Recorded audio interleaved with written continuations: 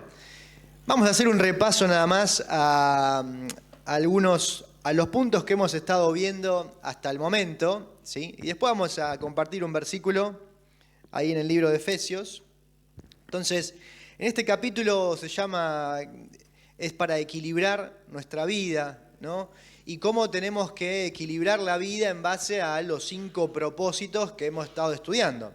Entonces, en un breve resumen, el primer propósito que vimos fue: ama a Dios con todo tu corazón. El propósito era: fuiste planeado para agradar a Dios, así que tu propósito es amar a Dios por medio de la adoración.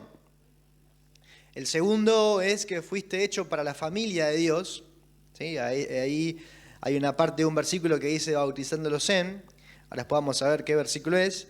Dice: así que tu propósito en este punto es identificarte con tu iglesia por medio del compañerismo.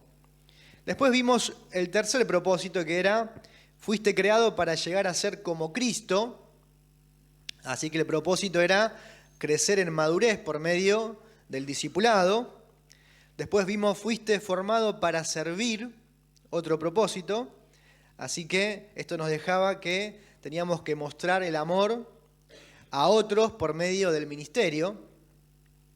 Y el último: fuiste hecho para una misión, ¿sí? Así que el propósito era compartir el mensaje del Evangelio. Y estos 5 propósitos que uno iba tratando a medida que lo iba leyendo, de ver por qué este hombre, Rick Warren, este pastor, que ha escrito libros muy buenos y uno escucha sus predicaciones y son excelentes, ¿cómo llegó a estos 5 propósitos? Fue una pregunta que me venía haciendo: ¿cómo es que había llegado a poner 5 propósitos? ¿Por qué 5? ¿Por qué no 6? ¿Por qué no 7? Bueno, él resumió en 5, ¿no? Y justo en este capítulo habla acerca de eso. Entonces, él cita 2 versículos. Dice que tenemos que cumplir el gran mandamiento y la gran comisión, ¿no? ¿El gran mandamiento cuál era? Está en Mateo 22, capítulo 22, versículo 36. Dice que le preguntan: maestro, ¿cuál es el gran mandamiento en la ley? Y Jesús le dice: amarás al Señor tu Dios con todo tu corazón y con toda tu alma y con toda tu mente. Este es el primero y grande mandamiento. Y el segundo es semejante: amarás a tu prójimo como a ti mismo. Entonces, de este primer gran mandamiento se desprenden 2 propósitos. Fíjate que cuando dice amarás al Señor tu Dios con todo tu corazón, está el propósito número 4. ¿Lo ves? Que dice: fuiste formado para servir. Así que el propósito es mostrarle... el propósito número 1. Yo los había puesto en orden, disculpen. Fuimos planeados para agradar a Dios. Y se desprende de acá, de que tenemos que amar al Señor, ¿sí?, con todo nuestro corazón. Cuando dice amarás a tu prójimo como a ti mismo, el autor desprende de este versículo, ¿sí?, el 4 propósito, que dice ama a tu prójimo como a ti mismo. ¿Por qué? Porque fuimos formados para servir. A través del ministerio amamos a nuestro prójimo. Entonces, bueno, ahí me iba cerrando la película, ¿no? Ahí van 2 propósitos y faltan 3. Bueno, los otros 3 salen de la gran comisión. Mateo 28 dice: por tanto, id y haced discípulos, versículo 19, a todas las naciones, bautizándolos en el nombre del Padre y del Hijo y del Espíritu Santo. Versículo 20, enseñándoles que guarden todas las cosas que os he mandado, y aquí yo estoy con vosotros todos los días hasta el fin del mundo. Amén. Entonces, de acá salen los otros 3 propósitos, ¿sí? Por tanto, id y haced discípulos sería el último propósito que estamos viendo esta semana, que dice: ve y haz discípulos. Fuimos hechos para una misión. Bautizándolos en el nombre del Padre y del Hijo y del Espíritu Santo sería el segundo propósito, que dice ahí número 2, bautizándolos en. Fuimos hechos para la familia de Dios, ¿sí? Así que el propósito es identificarnos con una iglesia local. Y el último, enseñándoles que guarden todas las cosas. Fuimos creados para llegar a ser como Cristo, ¿sí?, por medio del discipulado. Y de ahí salen los 5 propósitos. ¿Lo sabías? ¿Lo habías leído antes? Yo no. Estudiándolo, leyéndolo, dije, uy, mirá que no estaba tan errado, Rick. Así que me gustó. Entonces, del gran mandamiento y de la gran comisión, Dios lo guió a poder tomar estos puntos y transformarlos en propósitos, ¿no? Para la vida de uno. Que uno los lee y los medita y dice, es cierto, tenemos 5 propósitos que salen de 2 versículos, o de un par de versículos más, 4 o 5 versículos, que son muy importantes para la vida del cristiano, muy importantes para nuestra vida, ¿sí? Que nos pueden ayudar a ¿qué? A centrarnos, a enfocarnos, ¿sí? En cuál debería ser el propósito o qué debería mover nuestro andar. Y hay una frase ahí que la vamos a leer después en el grupo que dice: un gran compromiso con el gran mandamiento y la gran comisión te harán un gran cristiano, ¿sí? Entonces, ahora luego de haber repasado estos 5 propósitos, como el tema de hoy es el equilibrio entre estos 5 propósitos, cuando estemos en el grupo vamos a ver que el autor habla acerca de que la iglesia normalmente tiende a ¿qué? A hablar acerca de uno, o 1, 2. Es más fuerte en alguno de estos 5, no en todos. Hay iglesias que dicen que son más fuertes en evangelizar, otras que son más fuertes en hacer discípulos, otras que son más fuertes en enseñar, pero van dejando uno de los propósitos o varios de los propósitos de lado y se van centrando solamente en algunos y no en todos. Entonces el desafío es buscar ese equilibrio, ¿sí? Buscar ese equilibrio ¿para qué? Para poder ir avanzando, ir andando, teniendo en mente los 5 propósitos, ¿sí?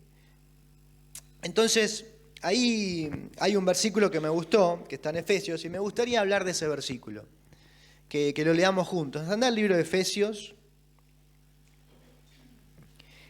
Efesios 5,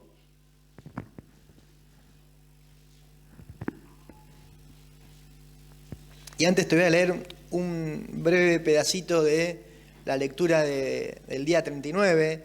Dice: evalúa tu vida espiritual con regularidad. Es un extracto del libro del día 39. Dice: la mejor manera de equilibrar los 5 propósitos en tu vida es evaluándote periódicamente. Dios le da un alto valor al hábito de la autoevaluación. Por lo menos 5 veces en la Escritura se nos dice que probemos y examinemos nuestra vida espiritual.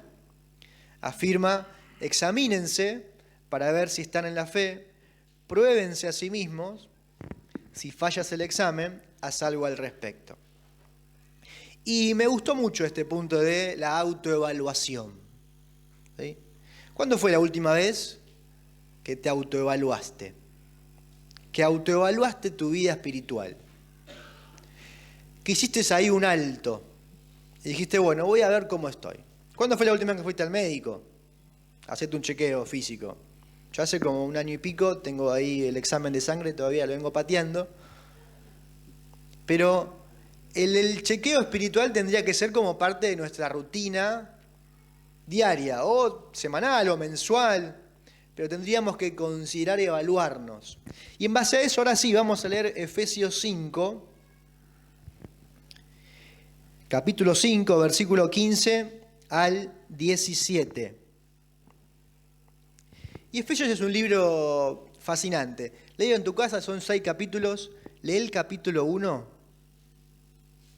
detenidamente, porque lees el capítulo 1 y te explota la cabeza.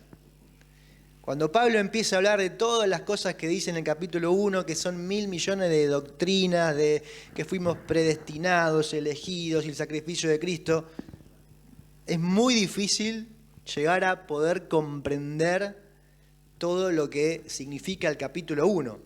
Pero en ese capítulo se registra una oración que es también increíble, que ahora la vamos a leer, de Pablo en favor acerca de los hermanos que están ahí en Éfeso. Vamos a leer capítulo 5, versículo 15 al 17. Dice: mirad pues con diligencia cómo andéis, no como necios, sino como sabios, aprovechando bien el tiempo, porque los días son malos. Por tanto, no seáis insensatos, sino entendidos de cuál sea la voluntad del Señor.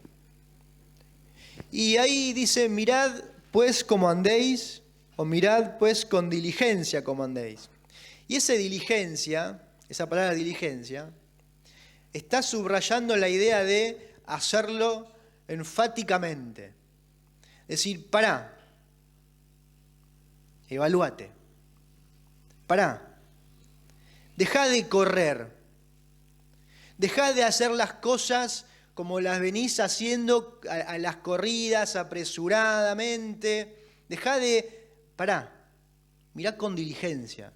Esa diligencia no es una mirada rápida, porque si no diría, mirad cómo andéis, mirá cómo andás, mirá cómo estás caminando.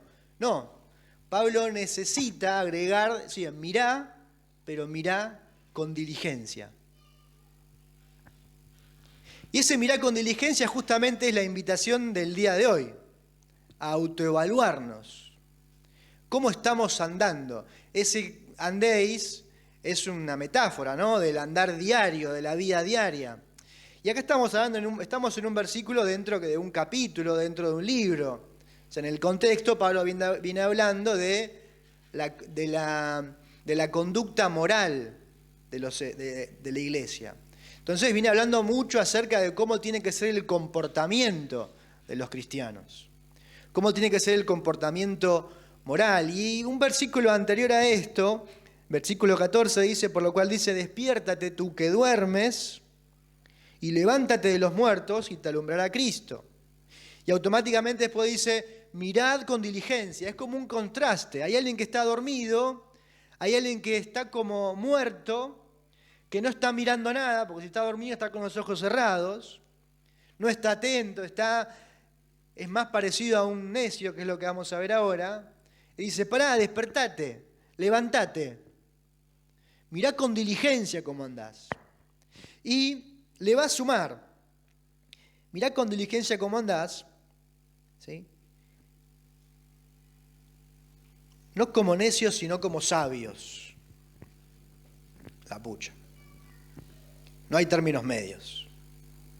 No hay medio sabio o medio necio.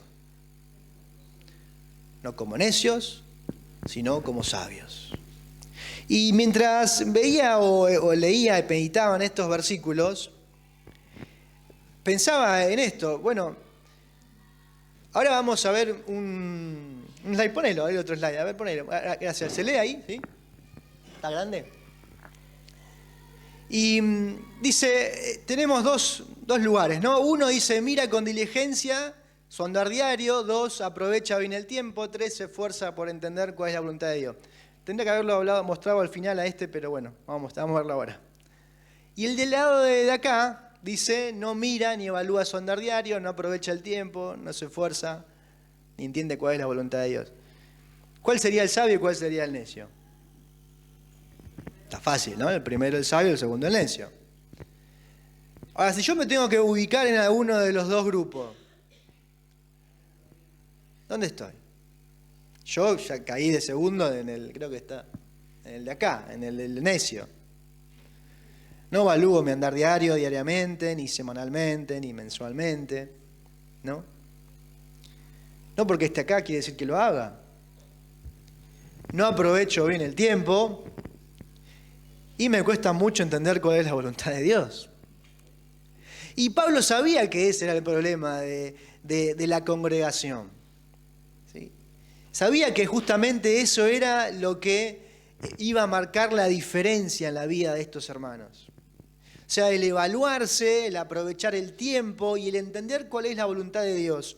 El aprovechar bien el tiempo se podría traducir como comprar o redimir el tiempo.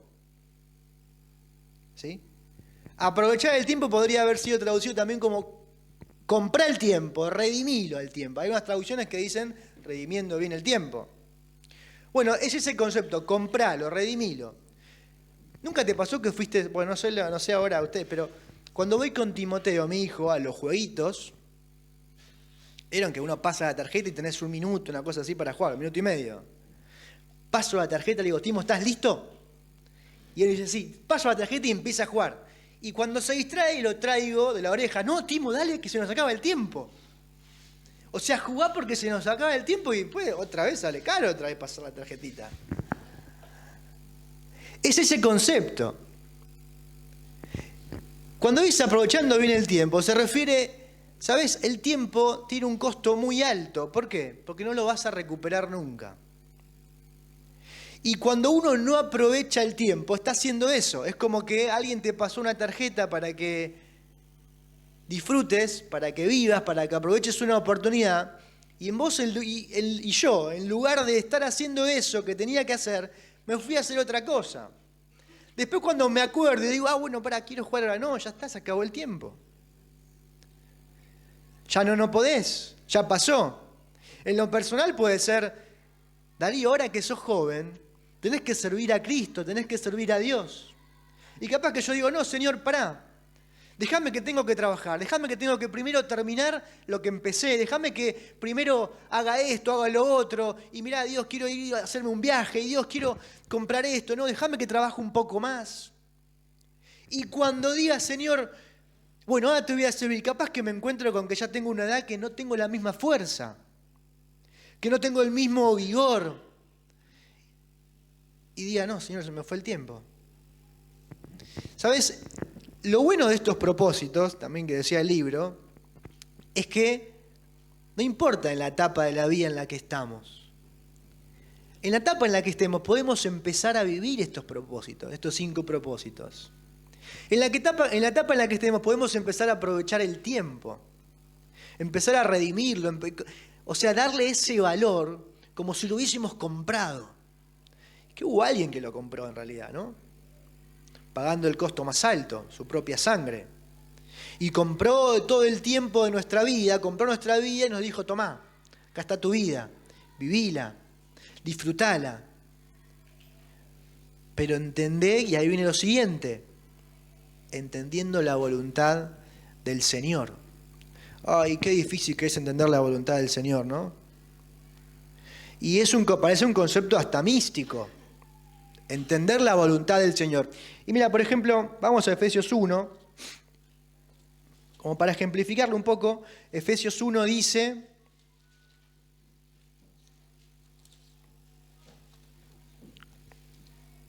Pablo, apóstol de Jesucristo por la voluntad de Dios.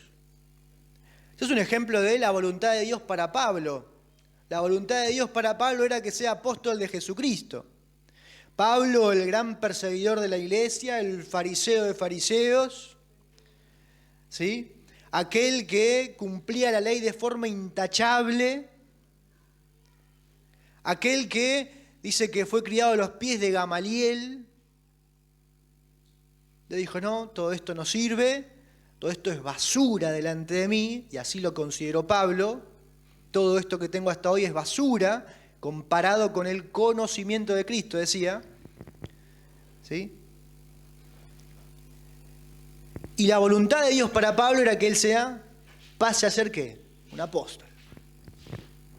Bueno, digamos que fue algo muy, ¿no? Se le apareció, a mí no se me va a aparecer Dios y me va a decir qué quiero que haga, ¿no? Tuvo otras ventajas Pablo, vamos a decir. Bueno, podría haber dicho que no también, pero no tuvo forma. Ahora, también más adelante,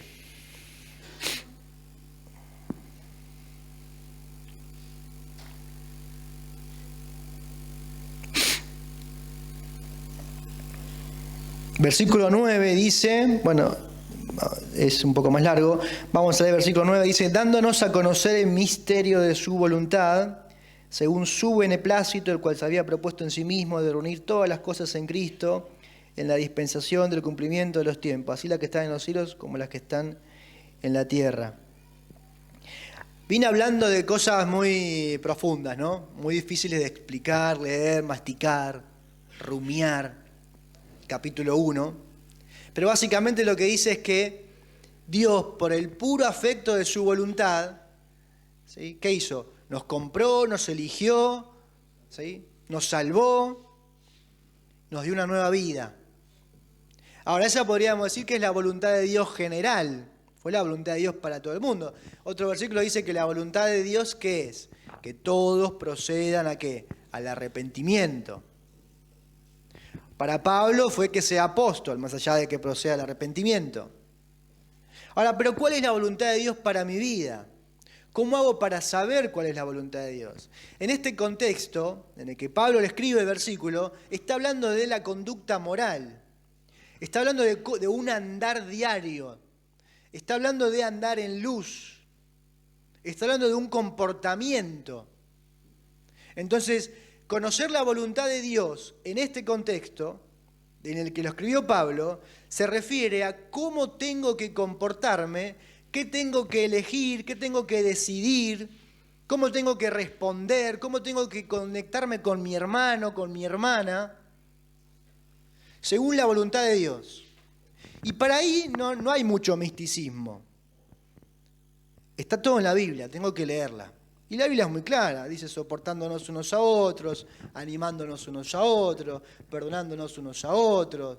Habla mucho de lo que es unos a otros. De cómo tengo que proceder, dice el que robaba no robe más. Hablemos verdad cada uno con nuestro prójimo. O sea, si lees las epístolas, vas a ver un detallado de cuál tiene que ser la conducta moral para nosotros. Ahora, el tema es que la Biblia es un libro que nos puede dar conocimiento cognitivo.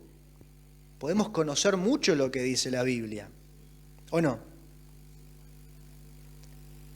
Pero hasta que eso no se transforma en principios en nuestra vida, no va a alterar nuestro carácter, no altera mi conducta, ni mi respuesta ante las situaciones.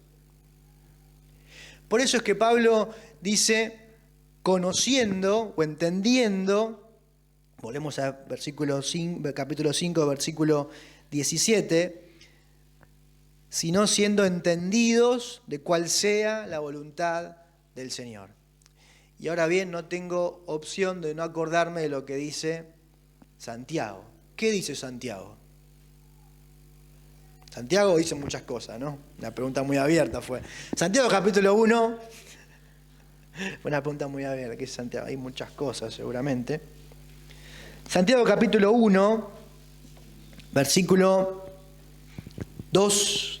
Hermanos míos, tened por sumo gozo cuando os halléis en diversas pruebas, en pruebas de todos los colores, en cualquier tipo de prueba,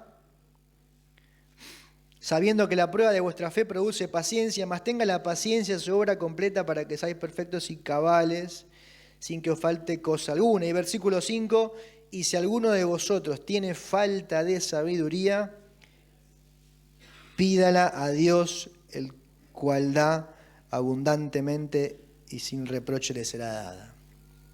Lo que siempre me llama la atención de este versículo es que en medio de la prueba, Santiago le dice, pedí sabiduría. No pidas que te saque de la prueba, no pidas plata, pedí sabiduría. Después podés pedir, ¿no? Para que la persona se cure, no está mal. Pero lo primero que Santiago le dice a la iglesia es pedí sabiduría. Ante la prueba pedí sabiduría. Pedí sabiduría, no pidas otra cosa primero. Primero pedí sabiduría. ¿Por qué es tan importante la sabiduría? Vamos de vuelta al libro de Efesios. Efesios 3:10, acompáñame. Y con esto vamos a terminar, así pasamos a los grupos. Efesios 3:10 dice, para que la multiforme sabiduría de Dios sea ahora dada a conocer por medio de la iglesia a los principados y potestades. Pero quiero destacar esa palabra, para que la multiforme sabiduría de Dios. Antes decía diversas pruebas o multiformes pruebas, pruebas de todos los colores. Y ahora habla de la sabiduría de Dios. ¿Cómo es? Multiforme. Es diversa. Es de todos los colores. La sabiduría de Dios la puedo aplicar a cualquier situación. Así como tenemos cualquier tipo de pruebas, la sabiduría de Dios también la puedo aplicar a cualquier tipo de situación. Y está para eso. Ahora, para terminar, vamos a leer una oración. Efesios 1.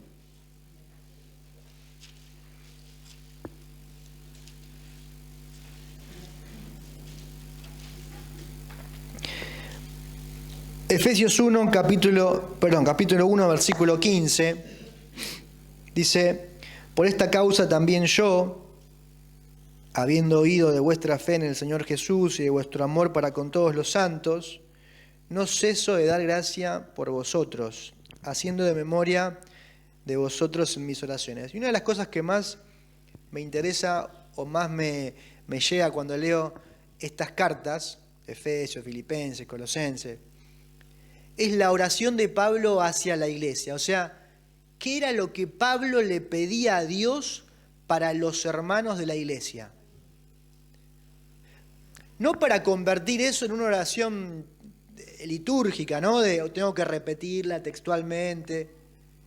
Pero cuando veo la oración, me lleva a ver un hombre tan sabio como Pablo, ver qué es lo que él le pedía a Dios que le dé a la congregación. Y fíjate, Efesios 1, versículo 17. Acá viene lo que Dios le pide, lo que Pablo le pide a Dios para que le dé a la congregación ahí en Éfeso. Dice: para que el Dios de nuestro Señor Jesucristo, el Padre de gloria, os dé espíritu de sabiduría y de revelación en el conocimiento de Él. Pablo oraba para que la congregación en Éfeso tenga un espíritu de sabiduría y revelación. Y ese espíritu se refiere al Espíritu Santo, para que el Espíritu Santo, que es el que tenemos hoy vos y yo, les dé sabiduría, les revele el conocimiento de Dios. Y eso es lo que tendríamos que orar nosotros unos por otros. Padre, por favor, danos ese espíritu de sabiduría y de revelación acá en esta iglesia, para que podamos conocerte, porque necesitamos eso, desesperadamente. Necesitamos la sabiduría y la revelación del Espíritu Santo. Y fíjate, y más, sigue y dice: alumbrando los ojos de vuestro entendimiento, para que sepáis cuál es la esperanza a que Él os ha llamado. De vuelta, porque es hasta difícil seguirlo. Alumbrando los ojos de vuestro entendimiento, para que sepáis cuál es la esperanza a que Él os ha llamado y cuáles las riquezas de la gloria de su herencia en los santos. Acá hay dos cosas importantes. Primero, de vuelta, la oración de Pablo era: Dios, alumbrá los ojos del entendimiento de la iglesia. Dios, alumbrá mis ojos de mi entendimiento, porque si no pasa eso, no puedo entender, no puedo conocer a Cristo, no puedo entender la palabra de Dios, no la puedo asimilar. Necesito de la asistencia del Espíritu Santo para poder hacerlo. Y esa era la oración de Pablo para la iglesia. Tendría que ser nuestra oración para la iglesia. Dios, alumbrá los ojos de nuestro entendimiento.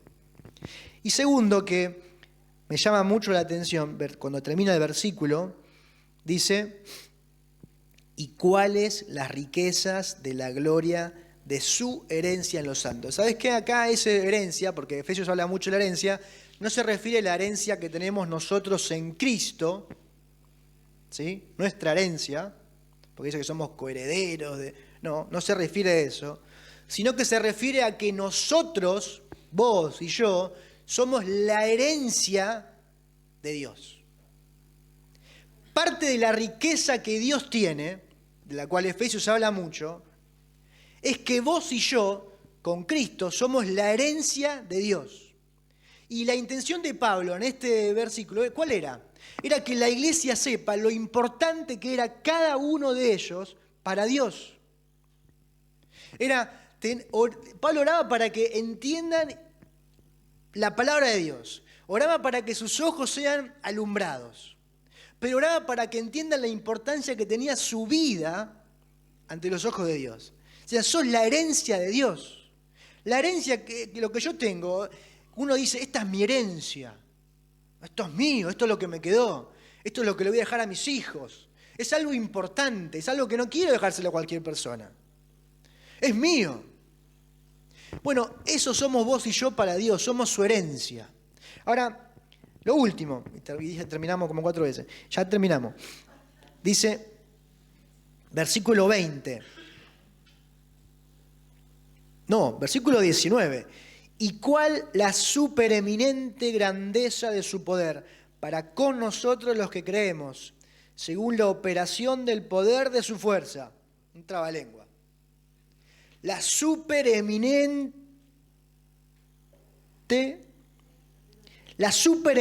grandeza de su poder para con nosotros los que creemos, según la operación del poder de su fuerza. 3 veces habla de poder. Supereminente grandeza de poder, según el poder y según su fuerza.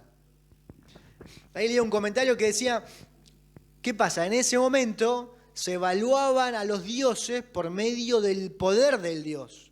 Y la ciudad de Éfeso era ahí estaba el templo de la diosa Diana, ¿no? Súper conocido en ese momento.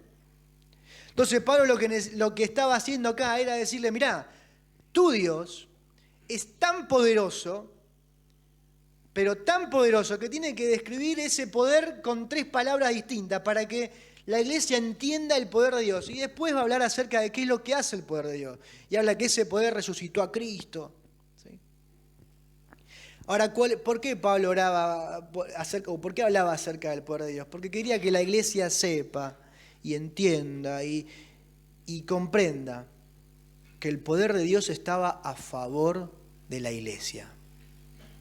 ¿Ves? Y acá en mi andar dice, mira, aprovechá bien el tiempo, porque los días son malos. Entendé cuál es la voluntad del Señor para aplicarla a tu vida.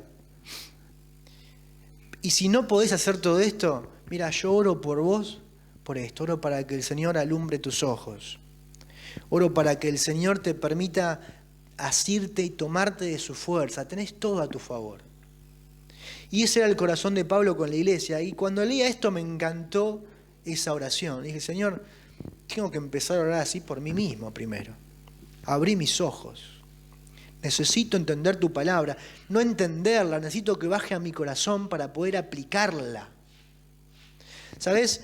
Que vos y yo nos cueste entender la palabra de Dios cuando la leemos, no es una excusa para no leerla. Que leamos la Biblia y abramos el libro del Levítico y no entendamos un pomo en criollo, un pepino, no es una excusa para no leerlo. Porque es la única manera de conocer a Cristo, a través de su palabra. Conocer su corazón, conocer sus promesas. Y si no lo puedo entender, tengo que orar para pedirle al Señor que abra los ojos de mi entendimiento. Y que me ayude, Señor, a entender cuál es su voluntad y aprovechar los días. Pero para eso, lo que vamos a ver ahora en el grupo, necesito parar un poco y evaluar mi andar. ¿Oramos? Sí. Padre, te agradecemos, Señor, por tu palabra. Ella habla por sí sola, Señor. Y llegamos a la única conclusión, Señor, de que necesitamos tanto de ti, Señor. Tan desesperadamente necesitamos de tu asistencia. No podemos entender lo que leemos si tú no nos hablas, si tú no nos iluminas a través de tu Espíritu Santo, porque es tu palabra. Ayúdanos, Señor, a poder entenderla. Abre nuestros ojos. Queremos que esa oración de Pablo por la iglesia de Éfeso sea en favor nuestro también. Señor, abre los ojos de nuestro entendimiento para poder conocerte. Te lo rogamos, Padre. Y ahora acompáñanos en el tiempo de los grupos en el que vamos a compartir y meditar, que también ahí podamos, Señor, honrarte y glorificarte. En el nombre de Jesús oramos. Amén.